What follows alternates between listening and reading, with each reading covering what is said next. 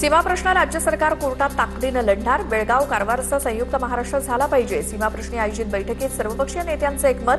मुख्यमंत्री देवेंद्र फडणवीसांच्या उपस्थितीत उच्चाधिकार समितीची बैठक. पुढच्या आठवड्यात उद्धव ठाकरे नागपूर दौरा करणार. नागपुरात रामरक्षा आंदोलन करणार. राम मंदिरातील चोरीवर उद्धव ठाकरे राज्यभर फिरून आंदोलन करत जनजागृती करणार. संजय राऊतांची माहिती. उद्धवजींनी आवाहन केलं की प्रत्येक जिल्ह्यामध्ये आपण अशा प्रकारच्या आंदोलनामध्ये उपस्थित राहा आणि उद्धवजींनी सर्व जिल्ह्यांची 36 जिल्ह्यांची आमंत्रण स्वीकारली. सुरुवात नागपूर पासून होतं. पुढल्या आठवड्यामध्ये उद्धवजी नागपूरला येतील आणि तिथे सुद्धा याच पद्धतीचा भव्य कार्यक्रम होईल. राम मंदिर दानचोरी प्रकरणी पवारांची राष्ट्रवादी ही आक्रमक. पवारांच्या राष्ट्रवादीचे खासदार अयोध्येत आंदोलन करणार. खासदार सुप्रिया सुळेंच्या नेतृत्वात खासदार आंदोलन करणार. राज्यात जेल प्रशासनानं शेकडो कोटींचा अन्न खरेदीचा भ्रष्टाचार केलाय. मनसे नेते संदीप देशपांडेंचा आरोप. जेल प्रशासनाला दुप्पट दरानं साहित्य पुरवलं जातं का? संबंधित प्रकरणाची चौकशी व्हायला हवी. संदीप देशपांडेंची मागणी. शेकडो कोटीचा भ्रष्टाचार हा जेल प्रशासन अन्न खरेदीमध्ये करतोय. कैद्यांच्या नावावर शेकडो कोटीचा भ्रष्टाचार चालू आहे. पण रिटेल पेक्षा जास्त किंमत कशी असू शकते एवढ्या मोठ्या क्वांटिटी?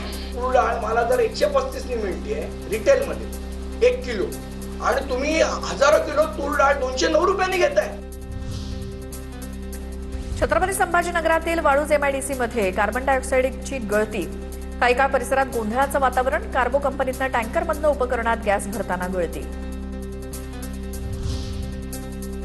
लातूरच्या चाकूर तालुक्यातील राजनावाडीत स्कूल बस उलटल्यामुळे 30 ते 35 विद्यार्थी जखमी. 2 गंभीर विद्यार्थ्यांवरती लातूरमध्ये उपचार. चालक मोबाईलवरती बोलत होता, त्यामुळे नियंत्रण सुटल्यामुळे बस रस्त्याकडेच्या खड्ड्यात जाऊन उलटली.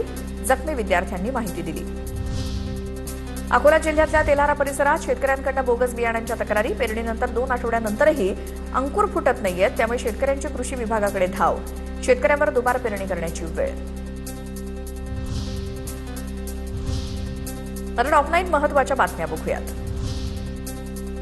11वीच्या 3 लाख विद्यार्थ्यांचे प्रवेश निश्चित. पहिल्या विशेष फेरीसाठी आज शेवटची मुदत होती. मंगळवारपर्यंत एकूण 3,24,102 विद्यार्थ्यांचे प्रवेश निश्चित. 26 जुलैला होणारी सेट परीक्षा लांबणीवर. एमपीएससी परीक्षा आणि आषाढी वारीमुळे उमेदवारांची गैरसोय टाळण्यासाठी निर्णय. परीक्षेची नवी संभाव्य तारीख 6 सप्टेंबर. सावित्रीबाई फुले पुणे विद्यापीठाची माहिती. मराठवाड्यात पावसाअभावी खरीप पेरणीला मोठा फटका. गेल्या वर्षीच्या तुलनेत 17,87,000 हेक्टर क्षेत्रावर कमी पेरणी. विभागात केवळ 58% पेरणी पूर्ण. मराठवाड्यात पावसाची 13% तूट. इंद्रायणी नदीला आलेल्या पुराच्या पार्श्वभूमीवर मर्यादित उपस्थितीत ज्ञानेश्वर माऊलींचा पालखी प्रस्थान सोहळा 1,660 वारकरी आणि मान्यवरांच्या मर्यादित उपस्थितीत पार पडणार. दोन्ही पालखींच्या मुक्कामाच्या पार्श्वभूमीवर पुणे वाहतूक पोलिसांकडून विशेष नियोजन. नागरिकांनी पर्यायी मार्गाचा वापर करावा. अप्पर पोलीस आयुक्त मनोज पाटलांचं आवाहन. तर पुणे शहरामध्ये 8,500 पोलिसांचा बंदोबस्त. सुरक्षेसाठी एआय तंत्रज्ञानाचा वापर. पोलीस दलाची तयारी पूर्ण. आळंदीतील 4 पूल अद्यापही बंद. स्ट्रक्चरल ऑडिट नंतरच पालखीचा अंतिम मार्ग निश्चित होणार. पूल सुरक्षित नसल्यास पालखी मरकळ रोड मार्गे नेण्याचा पर्यायी मार्ग अवलंबला जाईल. पालखी सोहळा प्रमुख राजेंद्र उमप यांची माहिती. पुण्यामध्ये उद्या ज्ञानेश्वर महाराज आणि संत तुकाराम महाराजांच्या पालख्यांचं आगमन. त्यामुळे शहरातले मुख्य रस्ते उद्या बंद असणार.